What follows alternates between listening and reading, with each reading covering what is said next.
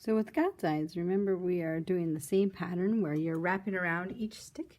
So make sure that you are wrapping around, staying on top, wrap around, go to the next one, wrap around, go to the next one, and keep on doing that pattern.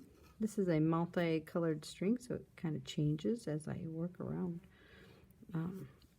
But some other things that you also need to be aware of is, what if I wanted to change my color or go to another string? So what do I do then? So you're still going to keep the same pattern. When you flip it over, you should see your sticks being wrapped very carefully. But you're going to give yourself about 6 inches or so, and you are going to do something called a balloon knot. So what you're going to do is you're going to get your next string that you're going to use, and let's say I'm going to use this red string, and you're going to have your 2 ends go together.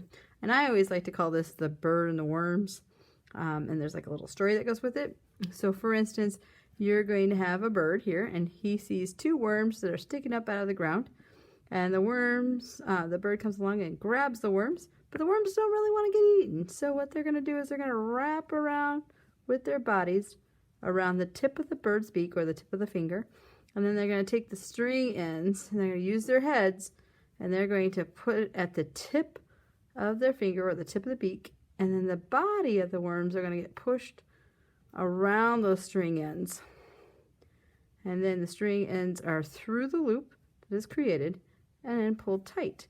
And that is how you would tie a knot to attach your next string. And then you would just continue. You would just walk through here like this, keep it on top, wrap around, keep it on top, wrap around, keep it on top, wrap around, and you would just keep on going. When you get done, let's say that I am finished. I'm not quite done. I would probably go a little further. But if you are done, then what you'll want to do is you will want to cut the string end and get so that you have it ready to tie. So we're going to do this. We're going to cut the string end, and we're going to tie a loop string. So this is what we're going to do. We're going to tighten this onto the stick. So we're going to actually go like this. We're going to make an X, and it's going to be off of this string right here where it's kind of loose, and we're going to go underneath that first string and then through the loop. So just like we've been doing the other knots, this is going to be tied right here, and it's going to tighten up. We're going to tighten it up by going kind of wiggling it back and forth, and it's going to help tighten that up. And then you're going to have to do it twice, because if you don't, it's just going to come undone. So we're going to actually go underneath that first string right there. We're going to go through there, and then we're going to go through the loop that we're creating. So here's my loop. I'm going to go through that, making sure that I have that, and I'm going to pull that pretty snug.